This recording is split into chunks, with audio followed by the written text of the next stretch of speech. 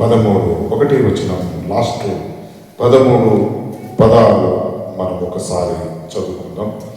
13 పదాలు.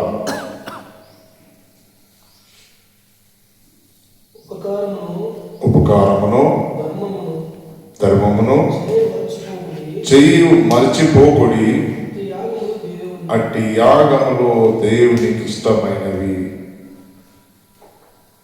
దేవుడు నామమునకు స్తోత్రం కలుగుగాక. మరి క్రైస్తవ జీవితంలో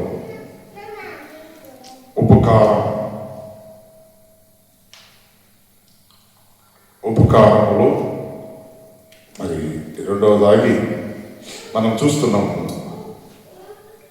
పంచుకోవటం, షేరింగ్, ఉపకారం చేయటం, డూయింగ్ గుడ్ థింగ్స్. ఉపకారం ఒకరికి సహాయం చేసుడు, గుడ్ థింగ్స్. రెండోదాగి పంచుకోవటం, షేరింగ్ విత్ అదర్స్. మరి నిజంగానే మన జీవితంలో మనం ఎవరికైనా ఉపకారం చేస్తున్నామా?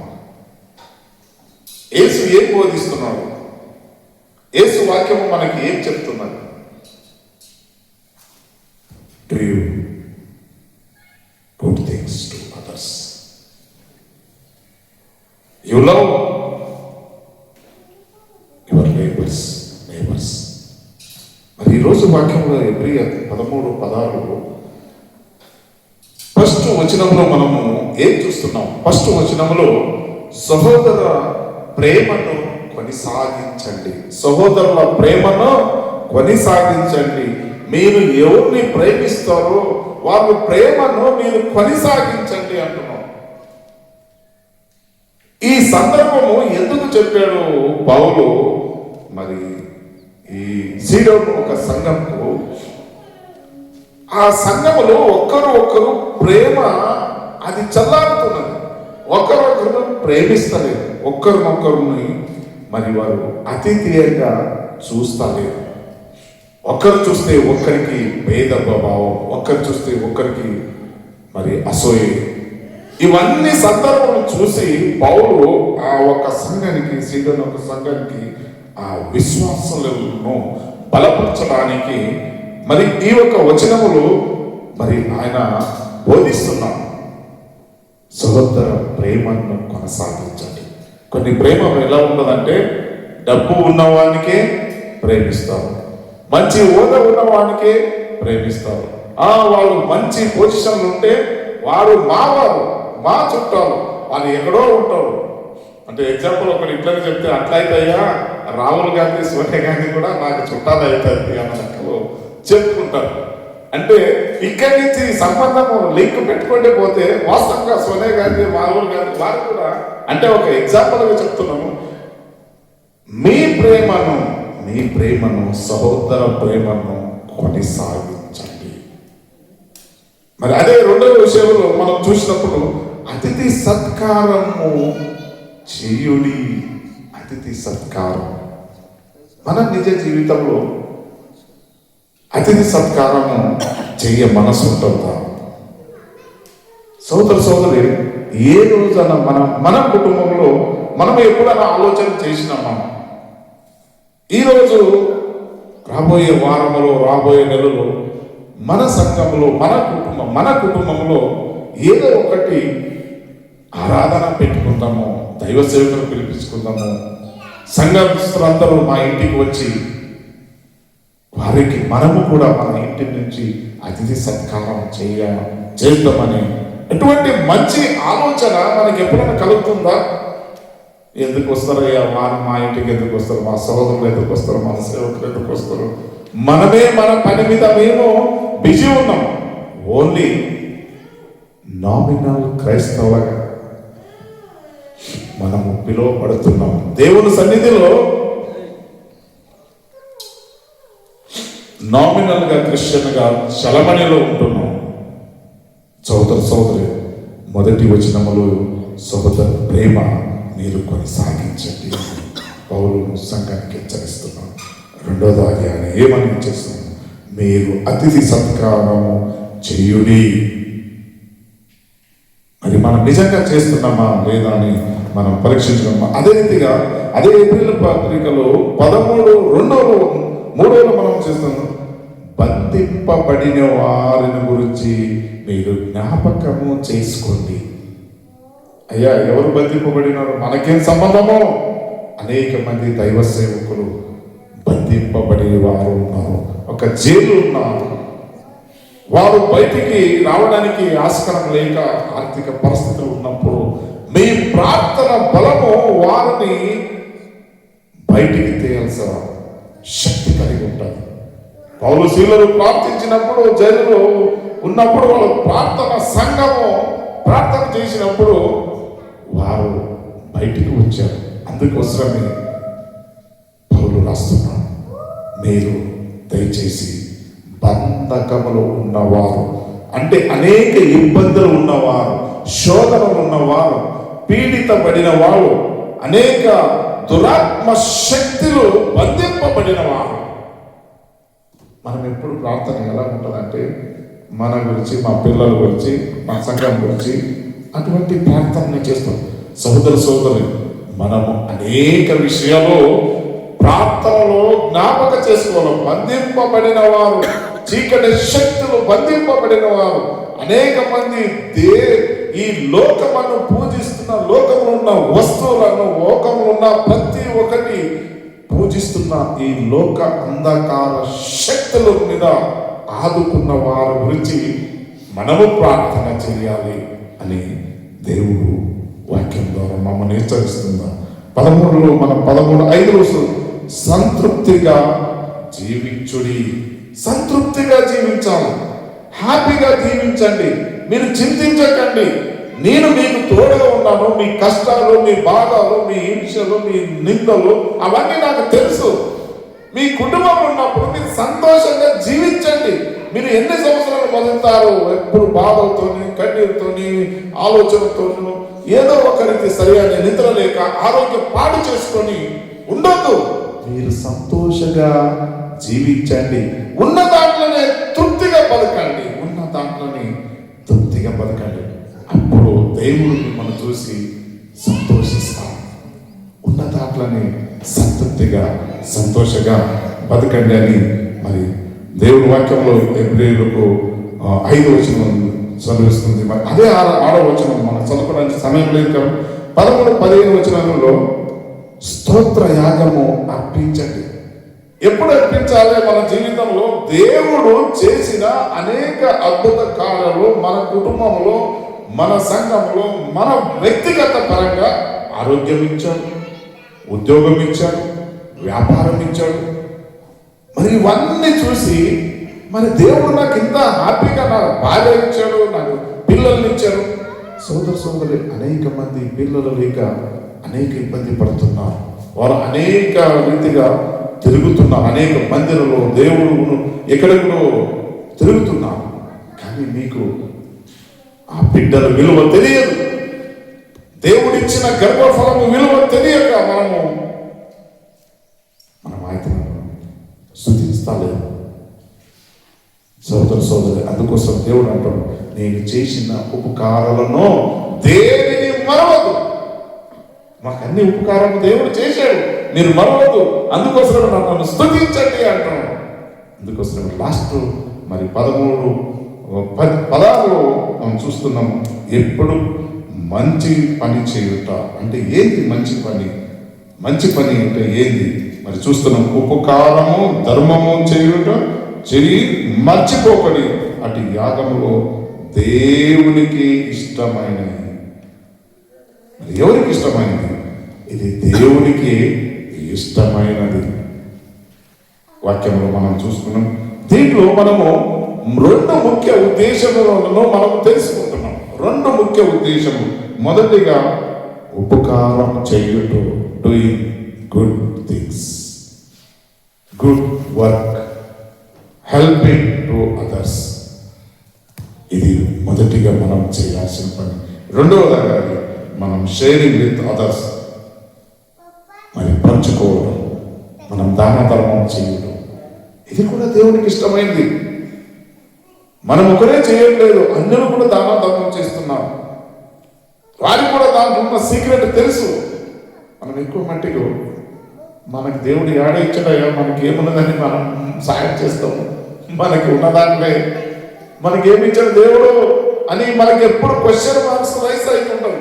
ఏమి ఇచ్చాడు కాదు, ఉన్న దాంట్లో నీవు తృప్తి పడవు అన్నాడు. ఉన్న దాంట్లో నీవు 4 మంది సాయం చెయ్యి, మీరు పంచండి ఉన్న దాంట్లోనే. మనం చూస్తున్నాం సహోదర సోదరి,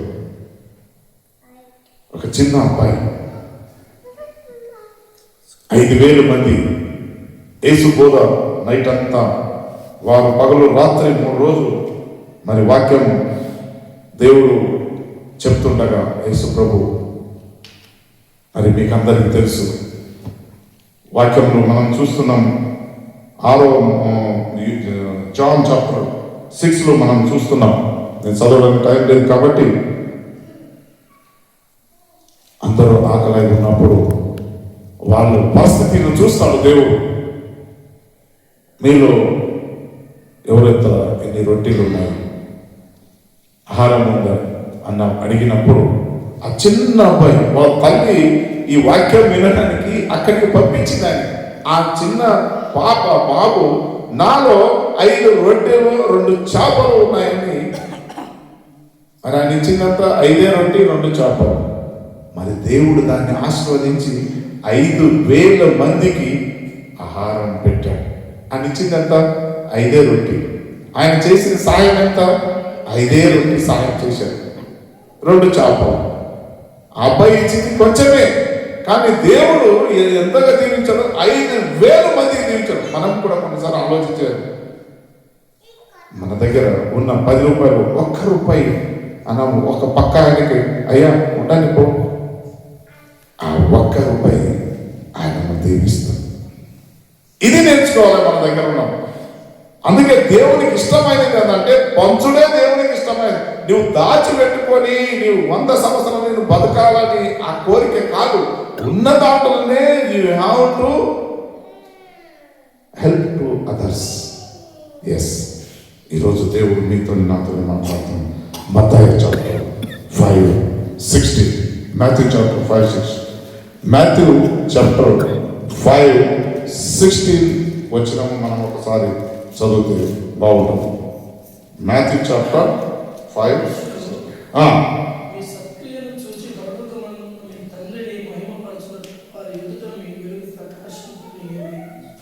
మనుషులు మీ సత్క్రియలను చూచి పరలోకమందున మీ తండ్రిని మహిమపరిచినట్లు వారి ఎదుట మీ వెలుగు ప్రకాశింపక నీయుడి. సత్క్రియలు చేయుట, సత్క్రియలు. మరి నికోదేము గురించి మీకు అందరికి తెలిసిన విషయమే. నేను అన్ని చేసిన, కానీ నీకు ఒకటి తక్కువ అయింది. సత్క్రియలు, దాన ధర్మము అన్ని చేసిన, కానీ నీకు ఒకటి తక్కువ అయింది. నేను ఉన్నది అంతా అమ్మి దానము చేసి బీదలకు ఇచ్చి నన్ను వెంబడించు అన్నాడు. సోదర సోదరి, ఇదంతా మరి ఎవరైనా ఉన్నదంతా అన్ని బీదలకు ఇచ్చేసి దేవుడు వెంబడించంటే నీవు నేను వెంబడిస్తామా? ఈరోజు పరీక్షించుకోవాలి. మనము ఎవరికి 100 రూపాయలు సహాయం చేయలేని మనస్తత్వం లేని వారు ఆస్తి అంతా అన్ని మనం ఎవరికి ఇస్తామా? అందుకే దేవుని రాజ్యంకు వెళ్ళేవారు అతి అతి అతి అతి తక్కువ మందిని, కోట్లు 10 మంది వెళ్తారు అన్నది కూడా నా దృష్టిలో నాకు అనిపిస్తుంది. అది దేవుని ప్రేమ, ఆయన మీద విశ్వాసం, ఆయన మీదనే ఆదుకొని ఉన్నది అని నేను భావిస్తున్నాను. సహోదర సహోదరి, ఈరోజు వాక్యంలో మనం చూస్తున్నాము 5 మీ వెలుగు. మనము ఎలా ఉంటున్నాము సమాజంలో? నిజంగానే మనం వెలుగే ఉంటామా? ఫలానా వ్యక్తి పేరు చెప్తే అరే చీ బాబు అతనేమయ్యా అని మన పేరు ఏమనుకుంటుంది సమాజం? ఎస్, ఏమనుకుంటుంది మన సమాజం? ఫలానా వ్యక్తి ఆయన మంచివాడు, ఫలానా వ్యక్తి సహాయం చేసేవాడు, ఫలానా వ్యక్తి దైవభక్తి కలిగిన వారు. ఇటువంటి గుణ లక్షణం ఉన్నప్పుడు మీ పేరు చెప్పినప్పుడు ఆటోమేటిక్గా దేవుని కూడా మహిమ కలుగుతుంది. అతను కూడా వీరు యేసు ప్రభువును నమ్ముకున్నారు కాబట్టి ఇటువంటి గుణ లక్షణం వాళ్ళ దగ్గర ఉన్నది. అప్పుడే దేవుని కూడా మహిమపరచబడతాడు. సోదర సోదరి, ఈరోజు వాక్యంలో మనకు సెలవిస్తుంది, మనుషుల ఎదుట నీవు ప్రకాశించాలి. నీ పని చూసి వారు దేవునికి మహిమపరచబడాలి. ఎంత మంచి అబ్బాయి అబ్బా, బాగా పని చేస్తాడు, సమయానికి లేస్తాడు, సమయానికి డ్యూటీకి జాయిన్ అవుతాడు, ఎక్కడ కూడా రోడ్డు మీద అటు ఇటు కనపడడు. ఆయన పని ఏంది, ఆయన కుటుంబం ఏంది, ఆయన సంఘం ఏంది, అటువంటిది నీవు సాక్షి కలిగి ఉన్నావా సోదర సోదరి?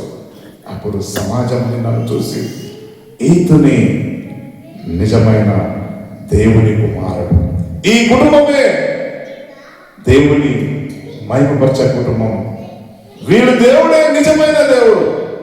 అటు ఇటు ఈ రోజు ఇక్కడ, రేపు ఇంకొకటి, ఈ రేపు ఇంకొకటి అన్న వాళ్ళకి దేవుడు మీరు ఎన్ని జాగ్రత్తలు తిరిగితే కూడా దేవుడు ఆశీర్వదించాడు. సోదర సోదరి, మరణమైనంత వరకు మరి మనం మ్యారేజ్ చేసుకున్నప్పుడు చెప్తుంటాం, అగ్ని ఏమంటాను, నేను జీవిత కాలము నీతోనే నేను ఉంటాను, చావైనా మరణమైనా ఏదైనా కష్టాలైనా సుఖమైన దుఃఖమైనా కూడా నేను నీతోనే కలిసి ఈ ఒక్క ప్రయాణము నేను సాగుతున్నాను అని మనము ఏ రీతిగా ప్రామిస్ చేస్తాము. సోదర సోదరి, జీవితంలో ఎన్నో ఒడదొడుకు వస్తే కూడా నీవు వెనకంచు వేయవద్దు. సముద్రంలో అలలు లెక్క నీకు అనేక కష్టాలు వస్తాయి, అనేక నిందలు వస్తాయి, అనేక బాధలు వస్తాయి, అనేక మంది నిన్ను హింసిస్తారు, నీకు బాధకరమైన మాటలు చెప్తుంటారు. నీవు భయపడద్దు, ఎందుకంటే మా విశ్వాసము జీవన ఉన్న దేవుని కుమారులకి అనపడిన వారు మనం ఈరోజు ఇక్కడ, రేపు దేవుని సన్నిధిలో పోతాం. ఆ శాశ్వత రాజ్యం గురించి ఇదంతా మనం అందరం పడని ప్రయాసం దాని గురించే తప్ప వేరేదేం లేదు. ఆ సత్యము మన క్రైస్తవులు అనబడిన వారికి, బైబిల్ చదువుకున్న వారికి తెలుస్తుంది దాని మర్మం. ఈరోజు దేవుడు మాట్లాడుతున్నాం, మీ యొక్క క్రియలు, మీ యొక్క వెలుగు ఏమై ఉండాలంటే ప్రకాశించాలి. నీవు ప్రకాశించాలి. నీవు ప్రకాశిస్తేనే నీ కుటుంబము కూడా వెలుగై ఉంటుంది, నీవు కూడా వెలుగై ఉంటావు. రెండోదానికి మనం చూస్తున్నాము, మరి గలతీయులకు 6:9-10 గలతీయులకు 6 ఒకసారి తీసి చూద్దాం. గలతీయులకి 6, సమయం లేదు కానీ చదవదు. మంచి 6:9-10 చదవదు బ్రదర్, టైం లేదు. మేలు చేయడం ఎందు విసుకకు ఉండము,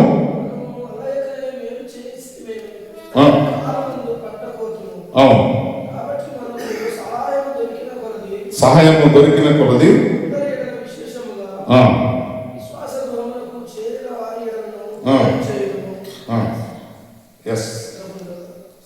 చాలు కదా. మరి ఇక్కడ మనం చూస్తున్నాం, మనము మేలు చేయలేదు విసుకక యుందము, మనము మరి మేలు చేయాలి. ఎవరికైనా కానీ మనం ఎప్పుడు మేలే ఆలోచన చేయాలి. వారు మన గురించి కీడు ఆలోచన చేస్తే పర్వాలేదు, కానీ మన ఆలోచన మేలు చేయుట మన ఆలోచన కలిగి ఉండాలి. సోదర సోదరి, నేను ఈరోజు మేలు చేయటగా ఆలోచన చేస్తున్నామా అని దేవుడు మీకు ఆశిస్తున్నాడు. మేలు చేయటి ఎప్పుడు కూడా మనము తగ్గిపోకూడదు. ఎప్పుడు హెచ్చించాలి. మేలు చేయడము, మనం మంచి పని చేద్దాం, వారికి మన పక్కన మనకు సాయం చేద్దాం, ఇటువంటి మేలు ఉద్దేశం కలిగి ఉండాలి. మేలు చేయుట మనం ఎప్పుడు తగ్గించు. విశ్వాసములో బలపరచబడాలి. మనం ఎప్పుడు విశ్వాసంలో మనము బలపరచబడాలి అనేది మన దేవుని వాక్యంలో మనం సెలవిస్తుంది. ఈరోజు వాక్యంలో చూస్తున్నాము. రెండవదానికి పంచుకోవట గురించి మనకి బైబిల్ ఏం సెలవిస్తుంది, ఏం పంచాలి?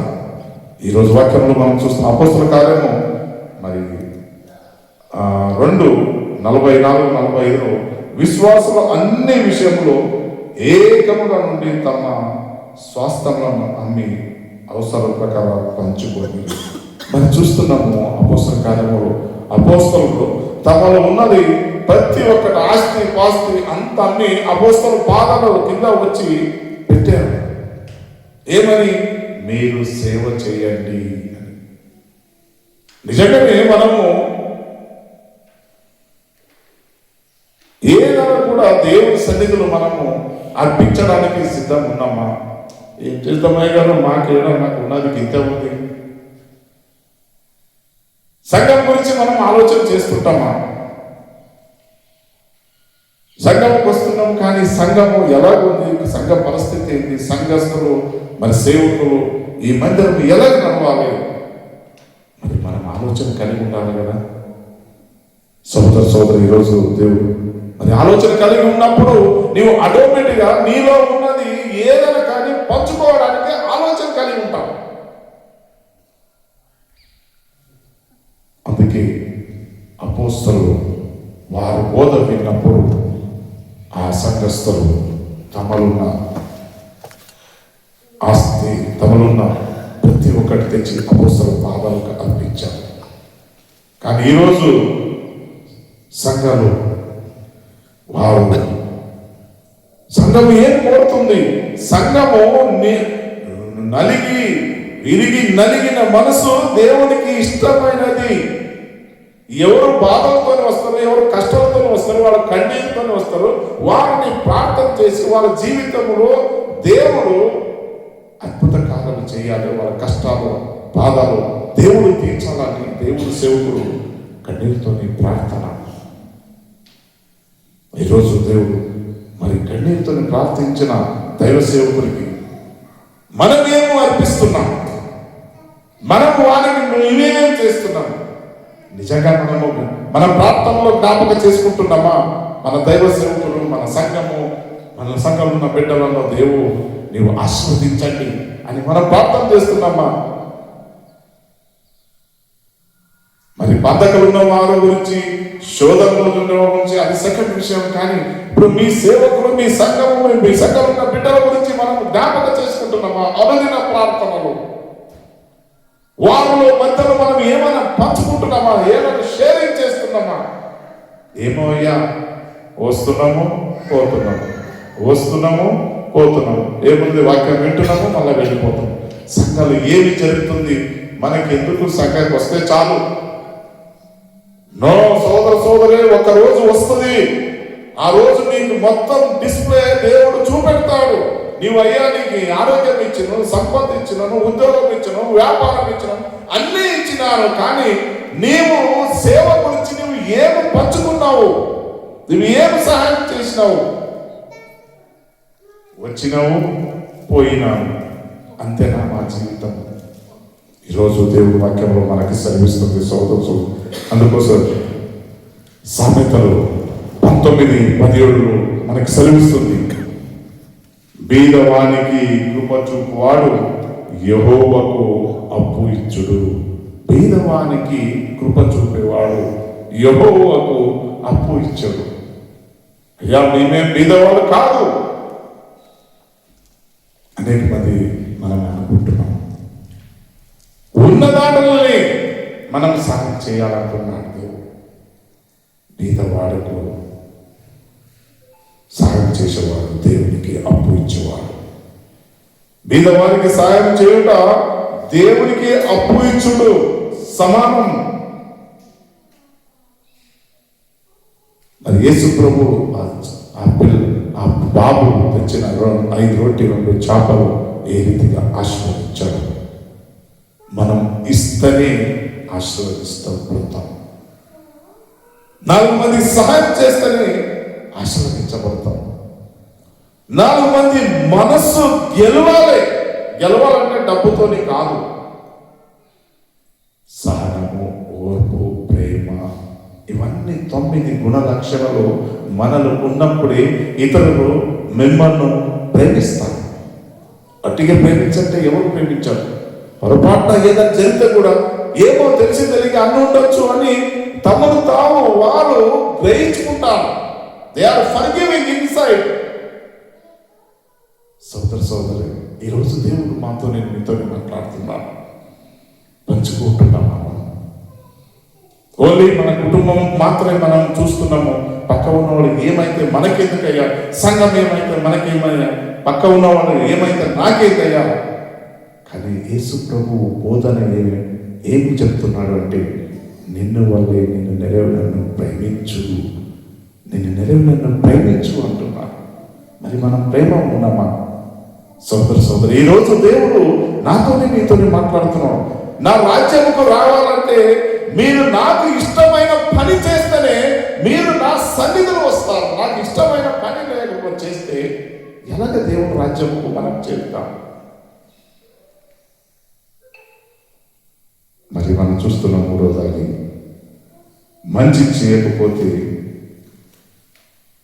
మరి బైబిల్ ఏం చదివిస్తుంది మనకి? ఫస్ట్ కొరింథీయులకు సమయం అవుతుంది, వాక్యం ఎక్కువ. ఫస్ట్ కొరింథీయులకు 13:3, నేను నా సంపూర్ణ ధనమును పేదలకు ఇచ్చినను, ప్రేమ లేనిదైతే నాకు లాభము లేదు. ప్రేమ లేనిదైతే నాకు లాభము లేదు. సోదరి, నీకు ఎన్ని ధనం ఉంటే, ఎన్ని దాన ధర్మం ఉంటే కూడా నీవు ఒకరినొకరిని ప్రేమించలేకపోతే అది అన్ని వ్యర్థమే. వాక్యములు సెలవిస్తుంది 13:3, నేను నా సంపూర్ణ ధర్మను పేదలకు ఇచ్చినాను. అన్ని నాలో ఉన్న ఆస్తి అంతా పేదలకు నేను పంచినాను. నాలో ప్రేమ అనే భావన, నిన్ను ప్రేమించే ఒక మనస్తత్వం మాకు లేకపోతే నో యూస్. అందుకే ప్రేమే గొప్పది అని దేవుడు వాక్యములు మనకి సెలవిస్తుంది. రెండవదాన్ని మనం చూస్తున్నాము, కరుణ చూపకపోతే దేవుని తీర్పు కరుణ చూపడు. ఎప్పుడు నీవు ఒకరినొకరిని కరుణిస్తావు. కరుణ ఎలాగా? చాలా మంచివాడు, ఏదో పొరపాటు చేశాడు, ఏదో తెలుసో తెలియక మాట్లాడాడు. ఎప్పుడు మనము ఫర్గివ్నెస్ చేస్తాము, వారి మీద జాలిని దయ చూపెడతాము, అప్పుడు దేవుడు కూడా నీ మీద జాలి కరుణ చూపెడతాడు. అన్ని బోధలు ఇలాగే ఉంటాయండి. నీవు కరుణ చూపెడితే నీకు కరుణ చూపెడతాడు, నీకు జాలి చూపెడితే నీకు జాలి చూపెడతాడు, నీవు సాయం చేస్తే ఆయన సాయం చేస్తాడు. వన్ సపోర్టెడ్ టైం, ఎప్పుడైనా అతను సమయం వచ్చినప్పుడు నీకు సహాయం చేస్తాడు అని గుర్తుపెట్టుకోవాలి. ఈరోజు వాక్యంలో నీవు కరుణ చూపెట్టాలి, దేవుడు కూడా నీకు కరుణ చూపిస్తాడు. మూడోదాన్ని మనం చూస్తున్నాము, మరి యాకోబు 2:13 కరుణ చేయని వారికి తీర్పు కరుణమైన ఉండదు. మానవుడు తన ఏమి విత్తుతాడు, మానవుడు ఏమి విత్తుతున్నాడు? దేవుడి వాక్యంలో విత్తన గురించి వాక్యం చదివిస్తుంది. ఏమంటే మరి వాక్యంలో మనం చూస్తున్నాం, గలతీయులకు 6:7 మోసపోవద్దు, మనుషుడు ఏది విత్తినప్పుడు అదే కొయ్యను, నీవు ఏమో విత్తుతావు అదే కోస్తావు. సోదరి, నీవు మంచిగా ఫలము విత్తితే నీకు మంచి ఫలమే దొరుకుతుంది. మంచి విత్తనాలు విత్తినప్పుడు మంచి ఫలమే దొరుకుతుంది. మరి పాడైన విత్తనాలు వేసినప్పుడు ఫలము కూడా అక్కడే చెడిపోతాయి, అవి పైకి కూడా రావు. మరి నాకే జీవితంలో ఏ విత్తనాలు విత్తుతున్నాం? ఈరోజు దేవుడు నాతో నీతో మాట్లాడుతున్నాడు. ఏ విత్తనాలు వేస్తున్నాం అన్నది మోసపోకండి. ఈ లోకంలో ఉన్నప్పుడు మీరు మోసపోకండి. అనేక మంది అనేక విషయాలు మిమ్మల్ని బాధ పెట్టవచ్చు, మిమ్మల్ని హింసించవచ్చు, మీ మీద నిందలు వేయవచ్చు, మీ మీద చాటి ఏదైనా చెప్పవచ్చు. అయితే కూడా మీ మనసు స్థిరంగా ఉండాలి అనేది దేవుడు వాక్యం సెలవిస్తుంది. మీరు నా వైపు చూడండి, మీరు లోకం వైపు చూడద్దు. ఆ విత్తన మీలోనే ఉంది. మీరు మంచిగా ఫలించాలంటే మీ చేతుల్లో ఉంది. చెడు వృక్షంగా ఉండాలంటే మీ చేతుల్లో ఉంది. సోదర సోదరు, ఇప్పుడు ముగింపు వస్తున్నాం. ఒక నిజమైన క్రైస్తవ జీవితంలో ధర్మం ఎలా చేస్తుంది? ఒక క్రీడాకారుడు మంచిగా క్రీడా గేమ్ ఆడి ఉంటారు, దాంట్లో విన్ అయి ఉంటారు, వరల్డ్లో ఆయన టాప్ 1గా గెలిచి ఉంటారు. ఆ గెలిచినప్పుడు ఆయనకు పెద్ద బహుమానంగా ఎన్నో పైసలు ఇచ్చి ఉన్నారు. ఆయన చేతులు అవన్నీ పైసలు పట్టుకొని ఆయన వెళ్తున్నాడు. ఒక అమ్మాయి వచ్చింది ఎదురుగా. ఆయన స్టేడియం దాటిన తర్వాత ఆయన ఇంటికి వెళ్తుండగా మధ్యలో ఒక అమ్మాయి వచ్చి, అయ్యా, నా కుమార్తె బాగలేదు, చావు బతుకులు ఉన్నది, చచ్చిపోతుందేమో తెలియదు, నాకు ఇంత డబ్బు కావాలి అని ఆయనను అడిగినప్పుడు ఆయన వెనుక చూడకుండా ఆ వచ్చిన డబ్బు అంతా ఆమెకు ఇచ్చేసాడు. ఆ వచ్చిన డబ్బు అంతా ఆమెకి ఇచ్చేసాడు. ఆమె తీసుకొని వెళ్ళిపోయింది. కొన్ని రోజుల తర్వాత అతని దగ్గర వేరే వాళ్ళు వచ్చి, అయ్యా, నీకు ఇన్ని డబ్బు వచ్చింది కదా, నువ్వేం చేసినావు అంటే, గిట్లా పలానా మనిషి, పలానా అమ్మాయి వచ్చి నన్ను అడిగింది, ఆమె బిడ్డకు బాగలేదు, అందుకోసమే ఆమె ఏడుస్తూ నన్ను మొరపెట్టింది నన్ను. అప్పుడు నేను ఏం చేసినంటే, నేను ఆమెకు ఆ పైసలంతా ఇచ్చినాను. ఆ వ్యక్తి అప్పుడే ఆయనకి రిప్లై ఇచ్చాడు, అయ్యా, ఆమెకు పెళ్లి కూడా కాలేదు, ఆమెకు పిల్లలు కూడా లేదు, నీవు మోసపోయినావు, ఎందుకు ఇచ్చినావు అలాగా అని ఆయన అడిగినప్పుడు ఆయన ఒకటే మాట, ఇది దేవుని చిత్తమే, నాలో ఏమీ లేదు, దేవుని చిత్తమే, దేవునికి స్తోత్రం అన్నాడు. అంటే ఆయనకు సత్యము తెలుసు, నిజమైన క్రైస్తవుడు ఉన్నాడు కాబట్టి ఇచ్చి ఆయన మర్చిపోయాడు. మనం ఎలా ఉంటున్నామంటే, ఎవరికైనా 10 రూపాయలు ఇస్తే 10 సార్లు 100 మంది ముందు చెప్పుకుంటాం, నేను 100 రూపాయలు ఇచ్చిన పలానా, 100 రూపాయలు ఇచ్చిన, 100 రూపాయలు ఇచ్చినాను, కానీ మొత్తం అడ్వర్టైజ్మెంట్ చేస్తాం. 100 రూపాయలు ఇస్తే 100 మందికి మనం సహాయం చేసినామని ఈ అడ్వర్టైజ్మెంటే మన జీవితం గడిచిపోతుంది. సోదరి, నువ్వు నిజమైన దేవుని ప్రేమలు ఉన్నప్పుడు ఇవన్నీ మర్చిపోతావు, నిన్న వల్ల నిన్ను ప్రేమిస్తావు. అదే నిజమైన క్రైస్తవ జీవితం. ఆ జీవితం, క్రైస్తవ జీవితం అంటే నటన కాదు, క్రియను జీవించుడే చాలా అవసరం. మరి ఈరోజు వాక్యం ద్వారా మనం దేవుడు హెచ్చరించినాడు. మరి దేవుని నామకి స్తోత్రం. దేవుడు ఈ వాక్యం మనం దీవించి ఆశీర్వదించుగాక. పరిశుద్ధుడా, మీకే వందనాలు చెల్లిస్తున్నాను ప్రభువా. ఈ వాక్యం ద్వారా మమ్మల్ని హెచ్చరించినందుకు స్తోత్రము చెల్లిస్తున్నాను. నీవే నడిపిస్తున్నందుకు మరి వచ్చిన బిడ్డలను దీవించమని యేసు నామములో వేడుకుంటున్నాము తండ్రి. ఆమేన్. కానుక స్వీకరించ